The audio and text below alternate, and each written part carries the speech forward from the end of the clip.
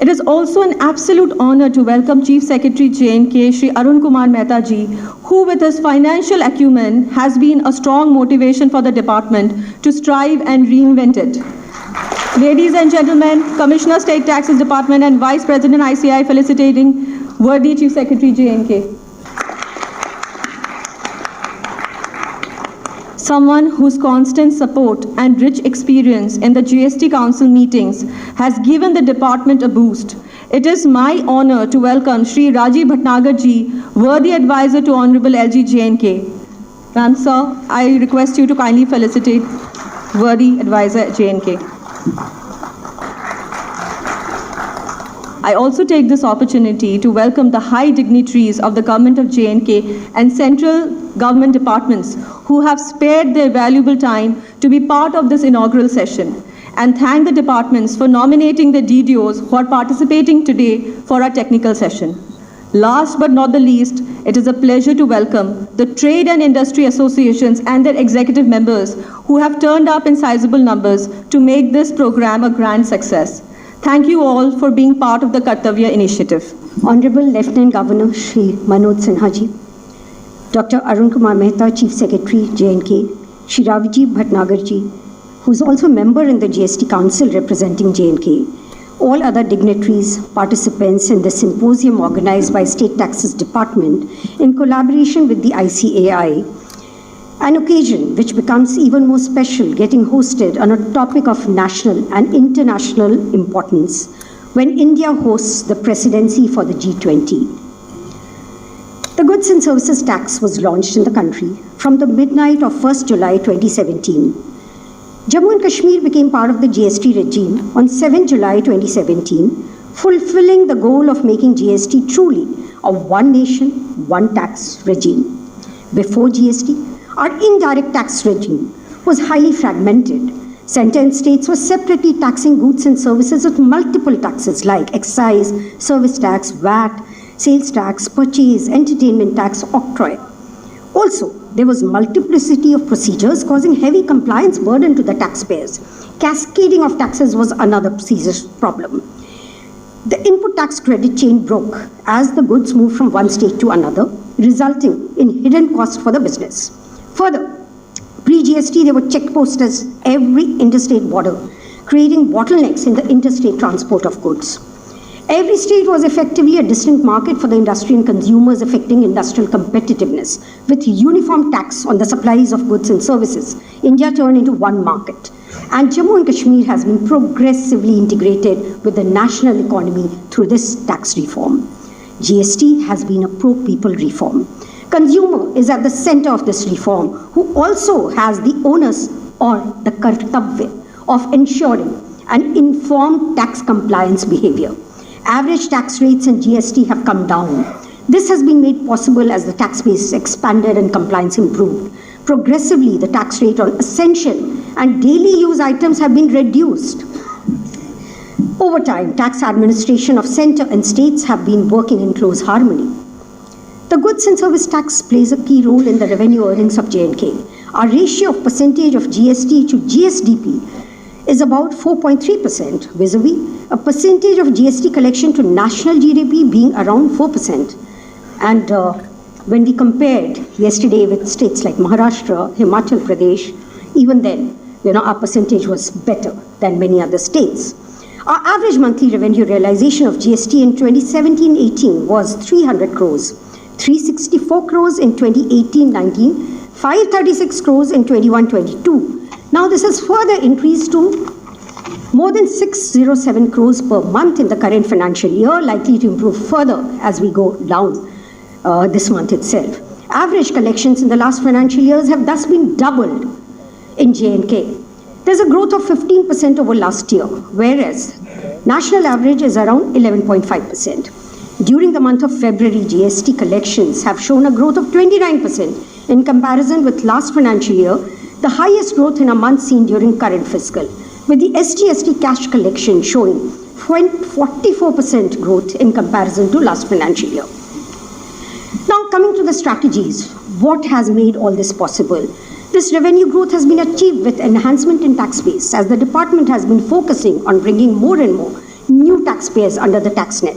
This year itself, more than 22,000 new taxpayers have been added.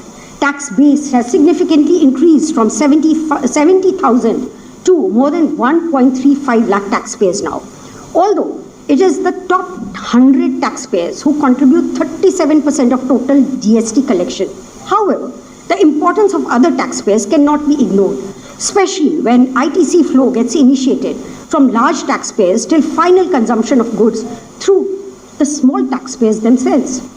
We as a Institute of Chartered Accountants India are very pleased and very happy to collaborate in this kind of events with the State Taxes Department of J&K. And as far as this theme is concerned, in a democracy, everybody is concerned about the rights, but very few are concerned about the duties and responsibility. So the theme Kartavya, collaborate and very, very aptly put by this State Taxes Department of J&K, and I compliment them for putting this kind of themes so that the people can be motivated to pay more and more tax. Unlike income tax, where only 6.25% population pay the income tax.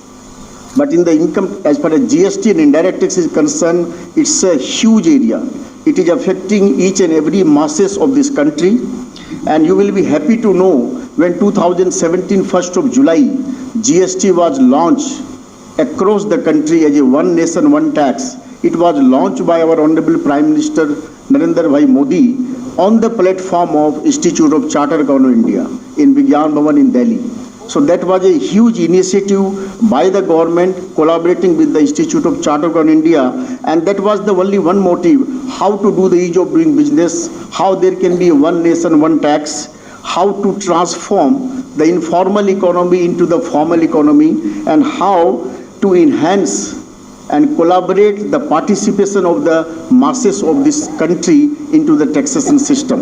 I would request the additional commissioners, Jammu and Kashmir divisions, to join us on stage for the launch, and also request the audience to give a thunderous round of applause.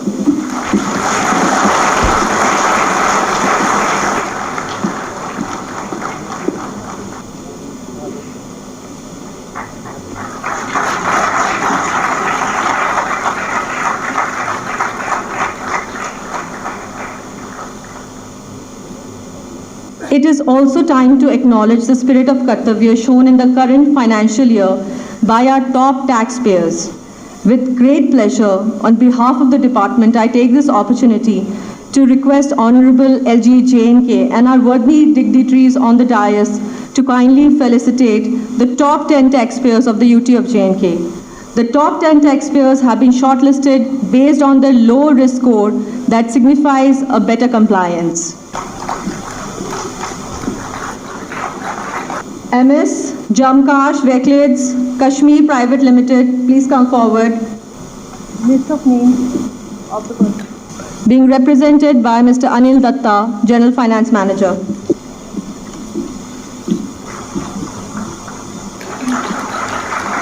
MS Khyber Industries. Next is MS Indus Towers Limited.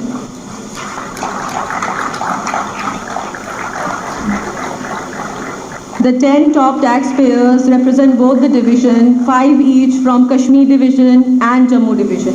I think ये जो कर्तव्य का आपका initiative है ये बहुत important है, क्योंकि कैपेसिटी बिल्ड होनी चाहिए और एक भावना लेके जाना चाहिए कि टैक्स पे करना एक कर्तव्य है और इस कर्तव्य का बोध सबको होना चाहिए। कभी कभी ऐसा लगता है कि जब लोग टैक्स पे करते हैं तो उन्हें ऐसा लगता है कि उनके साथ ज़्यादती हो रही है, और ख़ास करके कुछ इलाकों में तो बहुत ज़्यादा ही लगता है उनको कि टैक्स पे करने में ज़्यादती हो रही है। टैक्स नहीं पे करना गलत है और टैक्स पे करना सेल्फ रिस्पेक्ट है। अगर जो अमीर है वो टैक्स पे करता है तो गरीब का गरीब के घर का चूल्हा जलता है।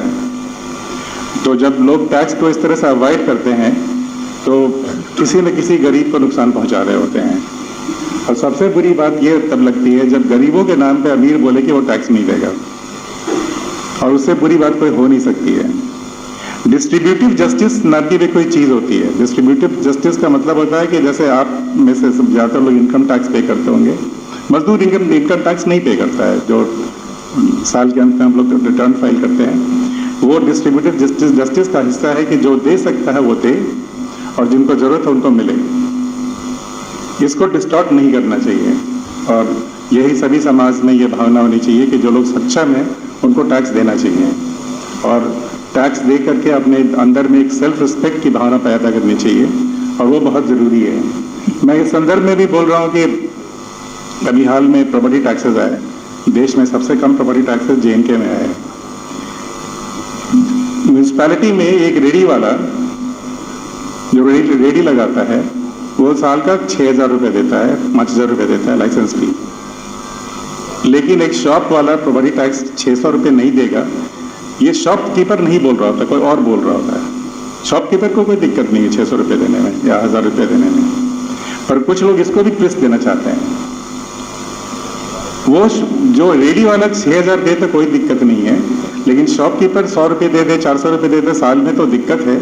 ये भावना बहुत गलत है और ऐसी भावनाएं पैदा नहीं करनी चाहिए। और इस रूम में जो बैठे हुए लोग हैं, चार्टर्ड अकाउंटेंट्स हैं और रंजीत अग्रवाल जी तो बहुत समझदार हैं और उन्होंने इस काम को बहुत लंबे समय देखा है, और यहाँ पे जो वकील साहिबान भी हैं वगैरह वगैरह। कॉन्स्टिट्यूशन में व्यवस्था है कि आप राइट्स भी आपको मिलने चाहिए और आपको अपनी रिस्पॉन्सिबिलिटी का एहसास होना चाहिए, तो दोनों ही इकट्ठे ही चलते हैं। सिर्फ आशाएं हों लेकिन कर्तव्य का बोध नहीं हो, ये गलत है और ऐसा नहीं होना चाहिए। जम्मू कश्मीर में हम लोग ऑलमोस्ट श्योर हैं कि यहाँ के 5 साल में इकोनॉमी डबल हो जाएगी, और ऐसा कहने में कॉन्फिडेंस इसलिए है कि हम जानते हैं कि हम किस रास्ते पे चल रहे हैं। और हमारी इकोनॉमी अभी 2 लाख करोड़ है और 4 लाख करोड़ 5 साल में पहुँचने की पूरी संभावनाएं हैं। उसमें से लगभग 30% की कंट्रीब्यूशन एग्रीकल्चर से आएगा जो ग्रोथ का है, उसके अलावा लगभग उसका 50% इंडस्ट्रीज से आएगा और बाकी अपना नेचुरल ग्रोथ से जो आएगा उससे कवर हो जाएगा। तो 5 साल में JNK की इकोनॉमी को डबल होने से कोई रोक नहीं सकता है। मैं श्योर हूँ कि ये हो जाएगा। जब आप ग्रो कर रहे होते हैं तो आपको उस तरह से देखना चाहिए चीज़ों को कि हम किस तरह से कंप्लायंट बने, किस तरह से हम अपने सेल्फ रिस्पेक्टिंग बने। ये कहने में कोई फक्र नहीं कि हम टैक्स नहीं देते हैं, फक्र इसमें कि हम टैक्स देते हैं और टाइम पे देते हैं, और ये फक्र होना चाहिए। तो इस भावना को लेकर के ईज ऑफ पेइंग टैक्सेस ये हमें प्रमोट करना चाहिए। और आज ये आप लोग ये कर रहे हो, जो भी वर्कशॉप करोगे, आप लोग अपनी कंसल्टेशंस करोगे, how do we improve ease of paying taxes. कभी कभी गवर्नमेंट में भी हम लोग कुछ ऐसी गलतियां करते हैं, जैसे कि मान लो कि किसी को बिजली का परमिशन लेना है, कनेक्शन लेना है, उसको इतना दौड़ाते हैं कि आपसे बिजली का कनेक्शन वो फॉर्मली मांग रहे हैं, क्यों दौड़ा रहे हैं उसको, एक दिन में दो। और इसी भावना के साथ में LG साहब की लीडरशिप में हम लोगों ने डिजिटल JNK की शुरुआत करी। आप में सबको पता होगा कि डिजिटल JNK के तहत अब JNK में कोई भी सर्विस ऑफलाइन उपलब्ध नहीं है। लोग सोचेंगे कि ये कैसा क्यों किया गया। We are probably the only UT or a state which does not provide any service in offline mode. And what was the purpose? The purpose was कि लोग टाइम से अपनी सर्विसेज प्रोवाइड करें और किसी को दौड़ना नहीं पड़े, सिटीजन को दौड़ना नहीं पड़े, जूते नहीं घिस जाए उनके, एक सर्विस लेनी है तो जूते नहीं घिस जाए। बहुत ही जल्दी मार्च खत्म होने के पहले 53 सर्विसेज PSDA से लिंक हो जाएंगी और किसी अधिकारी ने लेट किया तो उसको फाइन लगेगा। और मैं ये बताना चाहता हूँ कि अभी हम लोगों ने लगभग 11,000 एप्लीकेशंस को टाइम से किया, उसमें 0.1% से भी लेस डिले है जहाँ पे ये इम्प्लीमेंट किया गया है, तो इसका असर होता है। तो ईज ऑफ पेइंग टैक्सेस के बारे में जरूर ध्यान दीजिएगा। ईज ऑफ पेइंग टैक्सेस के साथ साथ ease of receiving GST reimbursement भी होना चाहिए, जिसकी शुरुआत पहले ही की गई थी। और मुझे लगता है कि जो एक्सपीरियंस रहा होगा, हाल के दिनों में मुझे जानकारी नहीं कि मेरे पास कोई आया कि अपने उसके रिइंबर्समेंट टाइम से नहीं मिल रही है। ऐसी कंप्लेंट्स मुझे नहीं आई, पहले बहुत आती थी, आज से 3 साल पहले। हाल के दिनों में ऐसी कंप्लेंट्स नहीं आई हैं। तो ये भी होना चाहिए कि जब वो टैक्स टाइम से पे करें, ईजिली पे करें, घर बैठे पे करें, एक प्रेडिक्टेबल ढंग से पे करें, लेकिन साथ साथ जब उनको रिइंबर्समेंट मिलना भी हो तो वो भी प्रेडिक्टेबल ढंग से हो, ताकि बिजनेस इंप्रूव कर सकें। Thank you, sir, for sharing your wisdom and inspiring us to do more. Ease of paying tax is a goal that the department shall surely strive towards. On behalf of the Department of State Taxes, J&K, now I take the opportunity to invite Honorable Lieutenant Governor J&K, our chief guest of the day, for his inaugural address. Sir.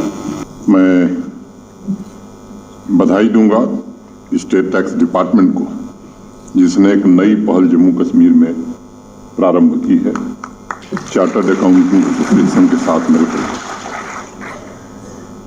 मुझे इस बात की हार्दिक प्रसन्नता है। जैसा आप लोगों ने सुना, इस अभियान का नाम ही कर्तव्य दिया गया है।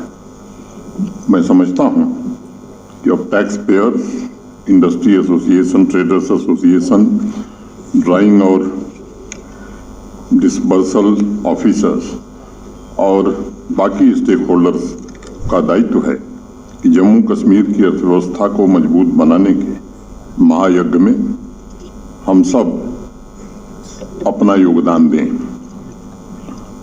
होलिस्टिक टैक्स अवेयरनेस की दिशा में उठाया गया यह कदम इस बात को भी दर्शाता है कि स्टेट टैक्स डिपार्टमेंट ने रेगुलेटरी की बजाय प्रमोटिव अप्रोच अपनाया है और कैपेसिटी बिल्डिंग पर फोकस किया है।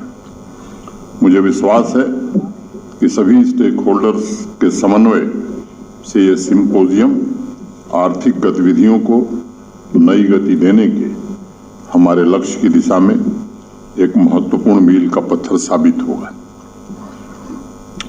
मैं 2017 में देश का सबसे बड़ा टैक्स रिफॉर्म भारत के सम्माननीय प्रधानमंत्री जी के निर्देशन में हुआ और उसी समय अभी मेरे पहले बताया भी गया, इंटरनेशनल मॉनेटरी फंड IMF की एक रिपोर्ट आई जिसमें कहा गया था कि India's economy is an elephant that is starting to run, और मात्र 5 साल पूरा होते होते 2022 में दुनिया की 5वीं बड़ी अर्थव्यवस्था हम बन गए। तो इस बात पर हमें गर्व भी है।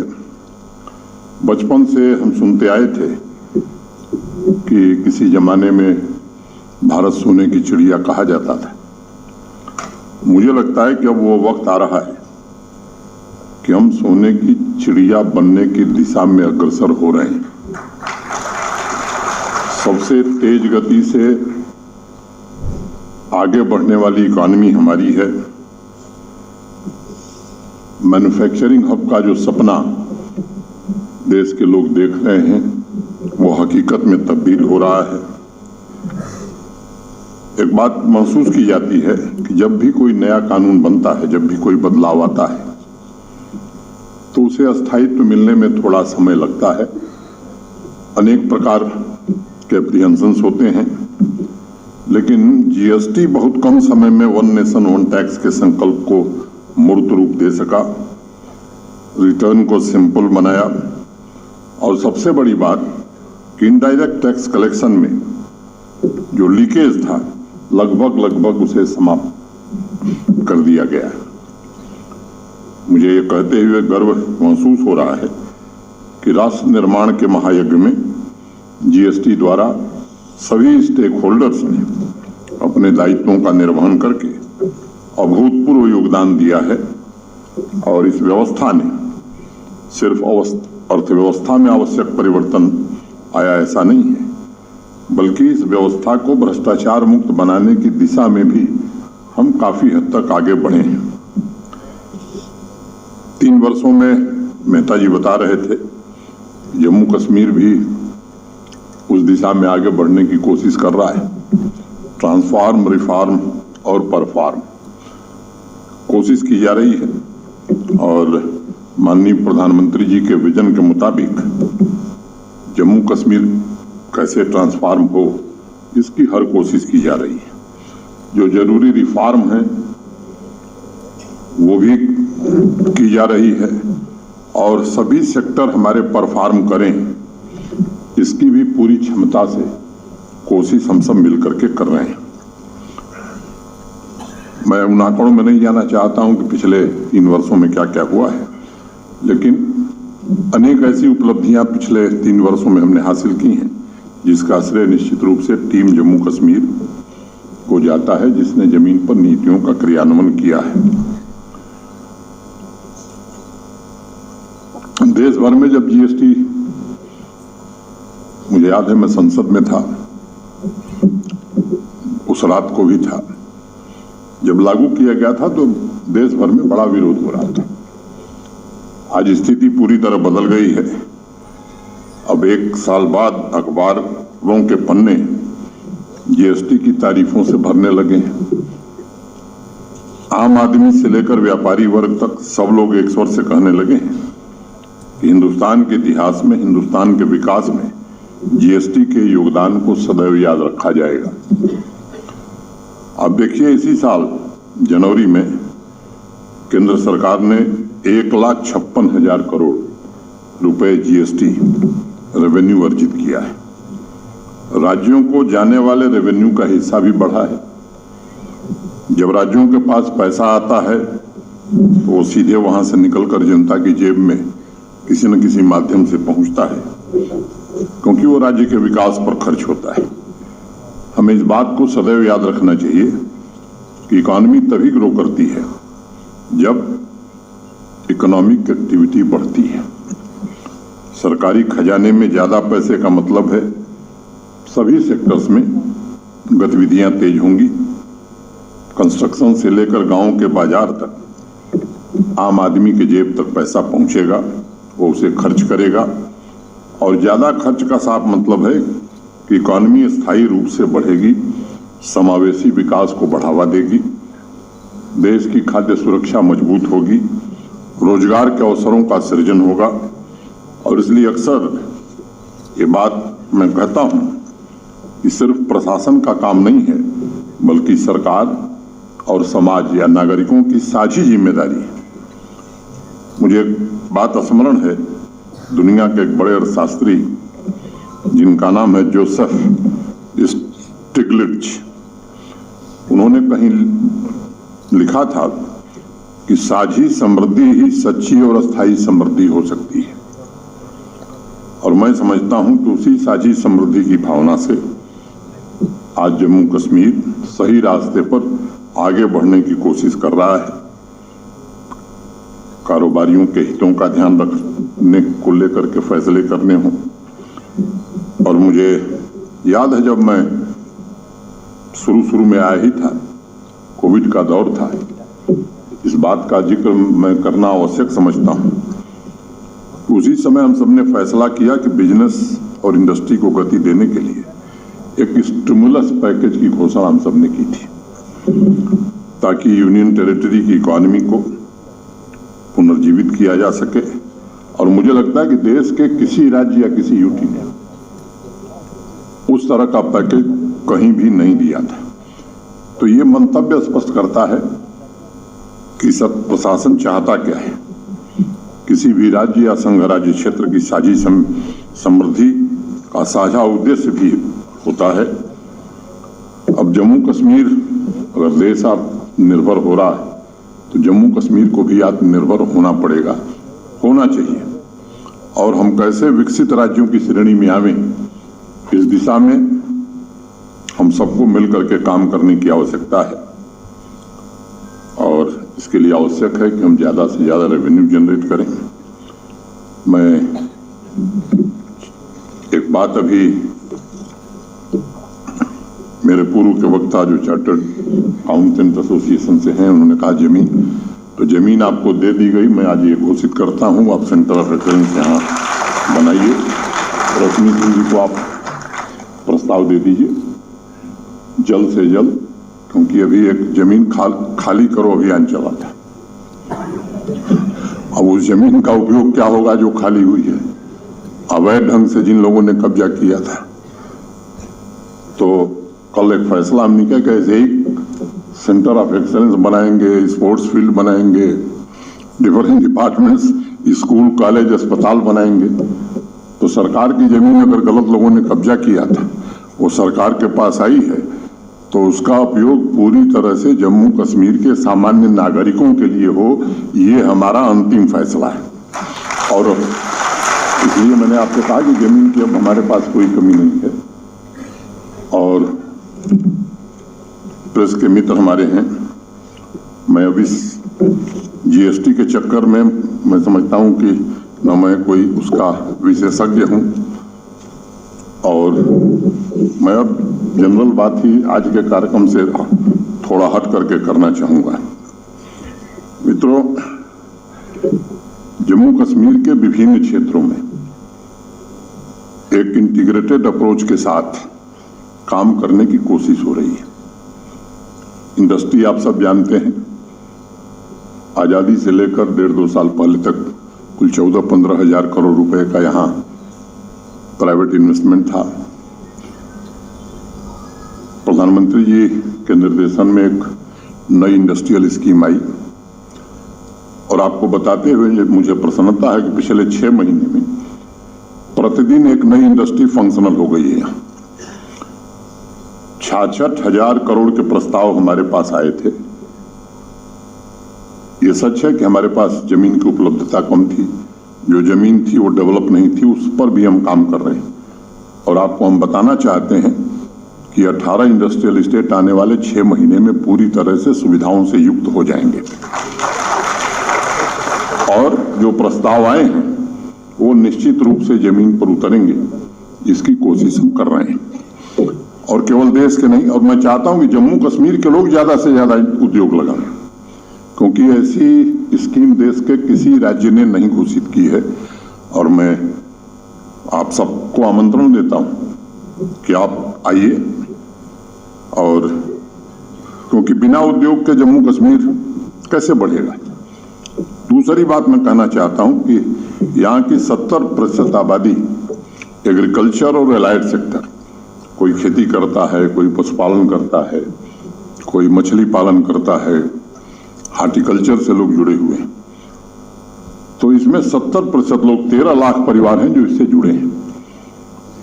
हम लोगों ने सोच विचार करके देश के अत्यंत मानिंद कृषि विशेषज्ञों को 2-3 दिन के लिए श्रीनगर में एक वर्कशॉप हुई, एक कमेटी बनाई गई, अपेक्स कमेटी, और अपेक्स कमेटी ने बहुत मेहनत करके जो रिपोर्ट बनाई है, मेहता जी कह रहे थे कि हमारी जीडीपी डबल हो जाएगी। मैं आपको बताना चाहता हूं कि 29 इंटरवेंशन उन लोगों ने प्रपोज किए हैं, और जो हमारा बजट एग्रीकल्चर और एलाइड सेक्टर का था, उसके अलावा 5013 करोड़ रुपए 5 साल में हम एग्रीकल्चर सेक्टर में और इन्फ्यूजन करने जा रहे हैं। और उन 29 इंटरवेंशंस को पूरी तरह से जमीन पर लागू करने की ईमानदारी से हम कोशिश कर रहे हैं। और मैं मानता हूं कि जितना भी आज हार्टिकल्चर प्रोड्यूस हमारा एप्पल है, जिसका नाम ले लीजिए, चेरी है, सैफरन है, या यहाँ का बासमती है, गुच्ची है, ये सब चीजें, या दूध है, कई मामलों में हम फाडर में 80% फाडर हम बाहर से ले आते हैं। इन सब में आत्मनिर्भरता और हमारी पैदावार कई गुना बढ़ जाए और 13 लाख परिवार सम्मान पूर्वक रह सके, इसे हम पूरी तरह से लागू करने की कोशिश कर रहे हैं। मैं पूरी तरह आश्वस्त हूं, इसे लागू करने में हमें सफलता मिलेगी। टूरिज्म अनप्रेसिडेंटेड, इतना टूरिस्ट कभी जम्मू कश्मीर में आया ही नहीं था, और अब ये उस दिशा में हॉस्पिटलिटी सेक्टर की भी संभावना बढ़े, इसकी तैयारी में हम सब हैं। और आने वाले दिनों में, क्योंकि मैं इस बात पर पूरी तरह यकीन करता हूं कि सरकार का काम व्यवसाय करना नहीं है। अनावश्यक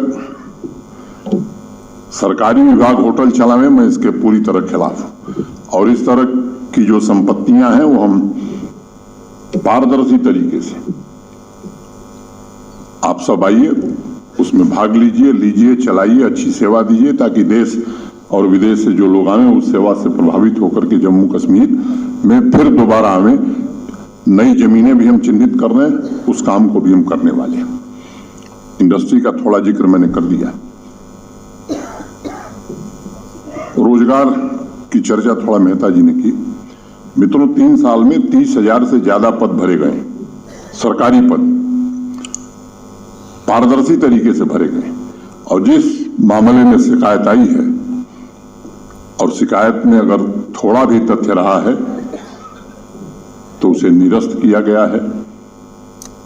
देश में सबसे विश्वसनीय जो जांच एजेंसी है, जांच सीबीआई को दी गई है। ढेर सारे लोग सीबीआई की कार्रवाई भुगत रहे हैं, और मैं इस सभागार में आप सबको आश्वस्त करना चाहता हूं कि जिसने भी गलत किया है, संविधान और कानून के दायरे में जो भी सजा मुकर्रर है वो उसे जरूर मिलेगी, उसे कोई बचा नहीं सकता है। 20,000 पद हम और आने वाले दिनों में जल्द, मैं समझता हूं कि 3-4 महीने में हम विज्ञापित करने वाले हैं। अब सबको सरकारी नौकरी देश में न दुनिया में मिलती है, न देश में, न जम्मू कश्मीर में। ऐसे ही पहले से 5 लाख लोग हैं। बिहार से ज्यादा सरकारी कर्मचारी यहाँ जम्मू कश्मीर में हैं। बिहार की आबादी 13-14 करोड़ है, यहाँ की आबादी 1 करोड़ 30 लाख है। अनेक राज्यों से अगर आप तुलना करेंगे, उस विवाद में मैं नहीं पढ़ना चाहता। स्वरोजगार अधिक से अधिक लोगों को मिले। अभी आप में से कुछ लोगों के ध्यान में होगा, बैक टू विलेज 4 ये अभियान हम सबने शुरू किया था। ढेर सारे मुद्दे थे, वैसे ही अर्बन लोकल बॉडीज के लोगों ने भी शुरू किया था। 2 बातें उसमें विशेष रूप से हमने तय की थी कि हर पंचायत से 15 यूथ को हम आइडेंटिफाई करेंगे और सेल्फ एम्प्लॉयमेंट के लिए उसकी मदद करेंगे, फाइनेंशियली भी, और क्या वो करे। तो आप सबको मालूम है कि 4,290 पंचायतें हैं यहाँ। 15 के हिसाब से आप देखेंगे तो 60-62 हजार हुआ। अर्बन लोकल बॉडीज को भी उसमें शामिल किया गया। इसी सभागार में ये हमारे प्रेस के मित्र हैं, ये भी उपस्थित थे। मुझे लगता है कि 1.5 महीना हुआ होगा, 40-45 दिन पहले की बात है। एक दिन में 75,000 नौजवानों को 939 करोड़ रुपए, उसमें जम्मू कश्मीर बैंक का सबसे बड़ा योगदान था, सेल्फ एम्प्लॉयमेंट के लिए दिए गए। सब स्वरोजगार से जुड़ रहे हैं, और केवल अपना नहीं बल्कि एक आध लोगों को और रोजगार देने वाले। ये अभियान कई बार हम लोगों ने चलाया है। नेशनल रूरल लाइवलीहुड मिशन पिछले 3 सालों में आज हमारी 6 लाख से ज्यादा बहनें उससे जुड़ी और आर्थिक रूप से भी संपन्न हो रही हैं, समाज और जम्मू कश्मीर के प्रगति में भी योगदान कर रही हैं।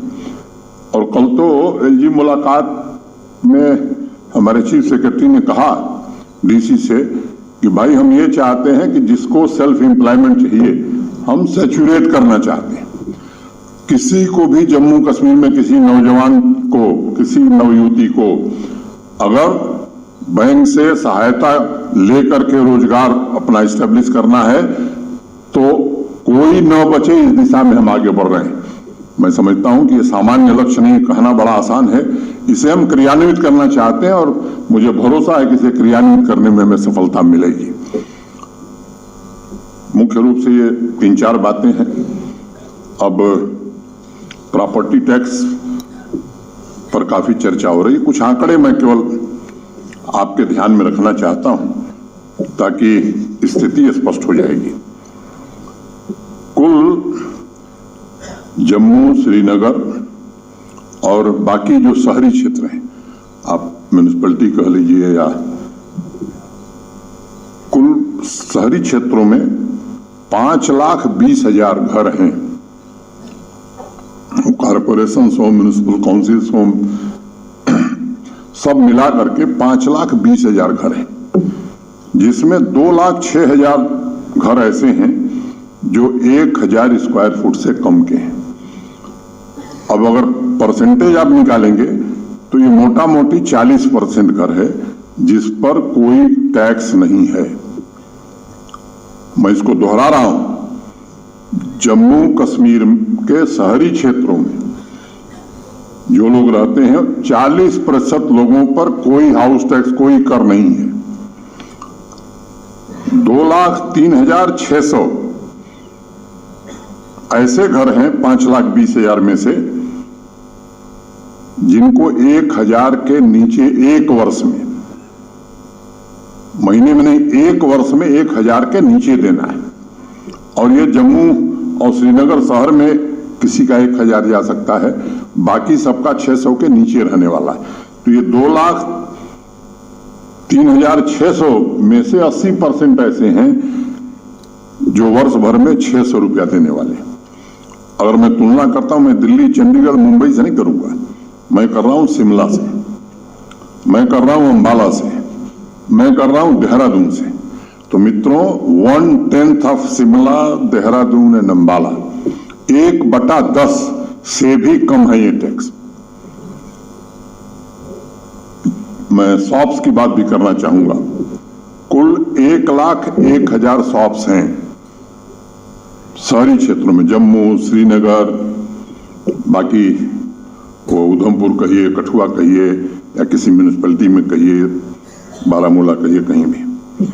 इसमें 46,000 शॉप्स ऐसी हैं जिनको एक साल में 700 से कम रुपया टैक्स देना है। 46,000 माने मोटा मोटी 45% शॉप्स ऐसी हैं जिनको 50 रुपया महीना देना है।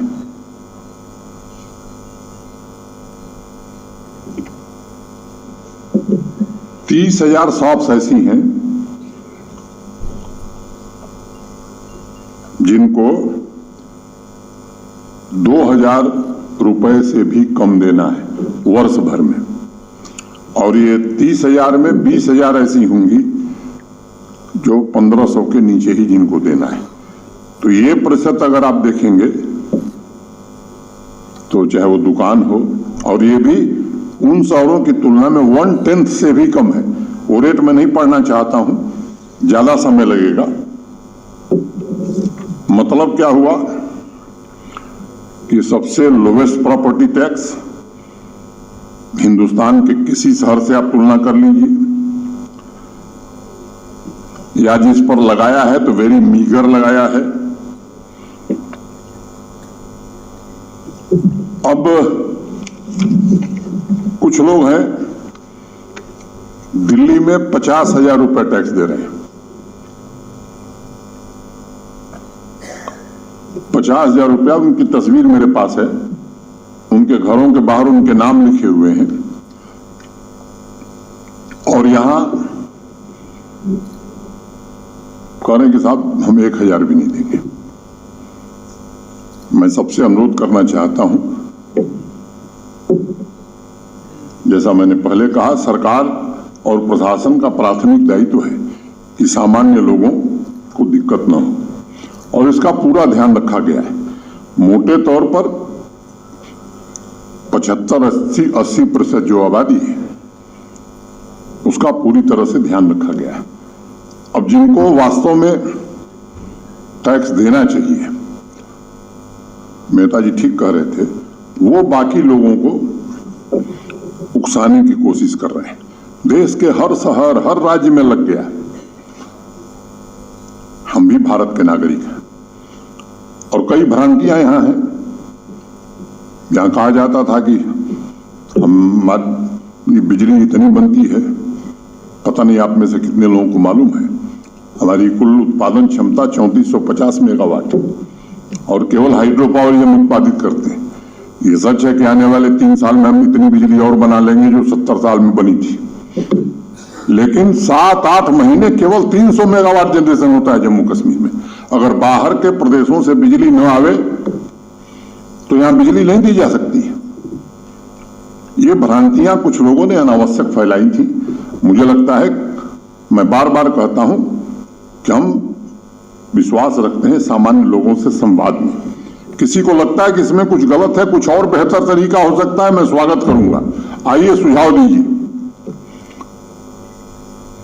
दरवाजे हमारे खुले हैं। आपको लगता है कि इस व्यवस्था में कोई गड़बड़ है, इससे बेहतर व्यवस्था आप बता सकते हैं, मैं आप सबका स्वागत करूंगा। अनेक वरिष्ठ अधिवक्ता हैं, बिजनेस के लोग हैं, इंडस्ट्री के लोग हैं, चार्टर्ड अकाउंटेंट्स हैं, पत्रकार मित्र भी हैं। मैं सबको आमंत्रण देता हूं कि आप कृपा करके इसको एक बार देखिए। आपको लगता है कि इससे बेहतर भी कुछ किया जा सकता है, मुझे कोई आपत्ति नहीं, लेकिन आपसे मैं निवेदन करना चाहता हूं कि ये कुछ लोग जो गुमराह करने की कोशिश कर रहे हैं, कृपा करके उस जाल में न किसी को फंसना चाहिए। और आपसे मैं निवेदन करूंगा कि सामान्य लोगों में जागरूकता बढ़ाने की हम हर कोशिश कर रहे हैं। मेरा आपसे आग्रह होगा कि आप भी इसमें सहयोग करें, क्योंकि ये व्यवस्था अब हर साल बजट में 900 करोड़ रुपए हम लोग दे रहे हैं कॉरपोरेशंस को, म्यूनिसिपैलिटीज को। स्मार्ट सिटी से के लिए जो पैसा है या बाकी कार्यों के लिए जो भारत सरकार से आ रहा है वो अलग से आ रहा है। इस व्यवस्था को बेहतर ढंग से हम कैसे चला सकें, जम्मू कश्मीर भी आने वाले कुछ वर्षों में देश के विकसित राज्यों के समानांतर गौरव से कैसे खड़ा हो सके, मुझे लगता है ये जम्मू कश्मीर के हर नागरिक के लिए ये गौरव का विषय होगा। मैं आप सबका आह्वान करता हूं, आपसे निवेदन करता हूं कि आइए इस पूरे अभियान में जो हमारी प्राचीन शक्ति रही है, देश के मुकुटमणि हम जाने जाते थे, देश को ज्ञान देने का संदेश यही जम्मू कश्मीर की धरती से लोगों ने दिया है। क्या उस जम्मू कश्मीर की बदहाली पर यहाँ के लोगों को गर्व हो सकता है? क्या हम खुद नहीं चाहते हैं कि हम ऐसा जम्मू कश्मीर आने वाले दिनों में देखें कि गर्व से दुनिया और देश में कहीं जाएं तो लोग कहें कि हाँ ये आदमी जम्मू कश्मीर से आया है। मैं आप सबसे निवेदन करना चाहता हूं, कुछ लोग साजिश के तहत लोगों को गुमराह, जब अभियान चलाया था हमने इंक्रोचमेंट, एंटी इंक्रोचमेंट है, मुझे मालूम है, मैंने एक बार नहीं 10 बार कहा कि एक भी गरीब आदमी को नहीं छुआ जाएगा, लेकिन किसी रसूखदार को बख्शा भी नहीं जाएगा। जिन लोगों ने पदों पर रहते हुए कानूनों का दुरुपयोग करके अपने अपने परिवार की भलाई के लिए और सामान्य जनता के हितों को गिरवी रख करके जम्मू कश्मीर को बंधक बनाया था, वो समय अब समाप्त हो गया है। आम आदमी की आवाज सुनी जाएगी, आम आदमी के हक में फैसले लिए जाएंगे, चाहे वो किसान है, मजदूर है, व्यापारी है, उद्योगपति है, लेकिन कुछ विशेष लोगों के लिए फैसले अब यहाँ नहीं हो सकते हैं। इतनी बात करके मैं आप सबके प्रति हृदय से कृतज्ञता ज्ञापित करते हुए अपनी बात पूरी करता हूँ। धन्यवाद, जय हिंद। जी मैम, क्या कहना चाहोगे जिस तरह से आज जीएसटी को लेकर एक अवेयरनेस जो है 2 दिन का है? देखिए, ये जो कर्तव्य लॉन्च हुआ है अभी जम्मू कश्मीर के लेफ्टिनेंट गवर्नर श्री मनोज सिन्हा जी द्वारा, वो एक बहुत बड़ा एक कदम यह हुआ है, क्योंकि डिपार्टमेंट जो हमारा स्टेट टैक्सेस का है, जहाँ पे कर योगदान के लिए लोगों को टैक्स कंप्लायंस बिहेवियर के लिए, टैक्स अवेयरनेस के लिए प्रेरित करता है अपने लेवल पे, वहाँ पर हाईएस्ट लेवल पे जब लेफ्टिनेंट गवर्नर द्वारा चीफ सेक्रेटरी भी साथ में थे, तो सब ने जब यह प्रेरणा लोगों में भरने की कोशिश की कि आपका योगदान जो है हमारे विकास के लिए बहुत ज़रूरी है, तो ये पूरा एक कैंपेन हम लोगों ने डिज़ाइन किया था। और उस कैंपेन में आज का जो कार्यक्रम है वह एक information exchange, knowledge exchange platform है, जिसमें बहुत लोग जो हैं वो जो टैक्सेस के साथ, जीएसटी के साथ में जुड़े हुए हैं, जो एसोसिएशंस होते हैं, इंडस्ट्री एंड ट्रेड बॉडीज़ होती हैं, लॉयर्स हैं, बार एसोसिएशन है, साथ ही चार्टर्ड अकाउंटेंट है, institute for chartered accountants of India जो है ICAI, उसने इस पूरे प्रोग्राम में हमारे साथ पार्टनरशिप की। और ICAI ने बहुत सारे टेक्निकल एक्सपर्ट्स को लेकर के आए हैं, जो अभी जो आने वाला सत्र है उसमें वो ऑडिट के बारे में बताएंगे। हम जिस तरह से लॉन्चिंग की गई है, क्या लगता है कितना इंपॉर्टेंट रोल प्ले करेगी सभी के लिए? बहुत इम्पॉर्टेंट, क्योंकि अवेयरनेस एंड जागरूकता जो है वह सिर्फ एक एडवर्टीजमेंट पेपर में दे देने से तो होता नहीं है, उसके लिए हमें क्रिएट करना पड़ता है लोगों की भागीदारी। हम इसमें स्टेक होल्डर्स का रिस्पॉन्स किस तरह का था? और बहुत अच्छा रिस्पॉन्स लगा स्टेक होल्डर्स में। एक तो था कि हमने सभी क्रॉस सेक्शन को इसमें मिलाया, अधिकारी वर्ग तो अलग अलग डिपार्टमेंट के थे, DDOs जो ड्राइंग एंड डिस्पर्सल ऑफिसर है वो भी थे, साथ ही जो है ट्रेड बॉडीज़ थी, एसोसिएशंस अलग अलग थी, महिलाओं की जैसे फिक्की फ्लो है, फिक्की लेडी ऑर्गेनाइजेशन है, वो भी रिप्रेजेंटेड है। तो उद्यमी जो जहाँ पर अलग एसोसिएशन के साथ में जुड़े हुए हैं, उनके ऑफिस बेरर सबको बुलाया गया था। साथ ही साथ जो है जो बार एसोसिएशन है उसके भी मेंबर्स, उनको भी बुलाया गया। चार्टर्ड अकाउंटेंट्स एक बड़ी संख्या में आए हुए थे। तो मेरा मानना है कि, और मीडिया से आप लोग सभी जुड़े हुए हैं, तो मीडिया एक बहुत इम्पॉर्टेंट रोल प्ले करती है जागरूकता को लाने में। तो यहाँ इस हॉल के अंदर, जहाँ पर एक मुख्य अतिथि के रूप में जम्मू कश्मीर के राज्यपाल महोदय, उन्होंने स्वयं जो है वह आह्वान किया और कर की चेतना के लिए, कर का योगदान राष्ट्र का निर्माण, ये हमारा एक टैगलाइन भी था कर्तव्य का, उसको एक फॉर्मली लॉन्च किया गया है। और एक इस मौके पे हम लोगों ने डिपार्टमेंट की अलग अलग गतिविधियों के साथ में जो है वो पूरे एक बुकलेट को रिलीज़ भी कराया। कई knowledge product, frequently asked question जिसको हम कहते हैं, रिपोर्ट जो कि हमारे बहुत छोटे छोटे स्थान पर भी जा कर के, अलग अलग दूर स्थान पे जा कर के हमारे ऑफिसर्स कैसे जागरूकता के लिए काम करते हैं, उस पर एक रिपोर्ट भी हम लोग लेकर के आए हैं। तो ये सब कुछ रिलीज़ भी कराया गया, सब कुछ हमारे वेबसाइट पे उपलब्ध होगा। तो हम लोग यह भी अपेक्षा करते हैं कि आप लोग सब देखें कि हमारे क्या नॉलेज प्रोडक्ट है, जिससे कि आपके माध्यम से भी ज़्यादा अवेयरनेस टैक्स कंप्लायंस बिहेवियर के लिए आ पाए। कुछ अवार्ड्स भी दिए गए हैं कि अच्छे टैक्स कंप्लायंस बिहेवियर हो टैक्स पेयर्स को, उनको मंच पे इसीलिए बुलाया गया एक सिंबॉलिकली कि आप कर योगदान में सिर्फ यह नहीं कि मतलब कितना कर आपने दिया, उसके साथ साथ जो है आप पूरी तरह से रूल का पालन कर रहे हैं कि नहीं। तो मैसेज ये था। अभी आने वाले सत्र में हम अपने एम्प्लॉयज़ को जो है वो उनको भी सर्टिफिकेट ऑफ एप्रिसिएशन देने वाले हैं। एक गार्ड भी इम्पॉर्टेंट है, सब इंस्पेक्टर इम्पॉर्टेंट है, इंस्पेक्टर इम्पॉर्टेंट है, तो उनका यहाँ पर अभी योगदान को रिकग्नाइज़ किया जाएगा।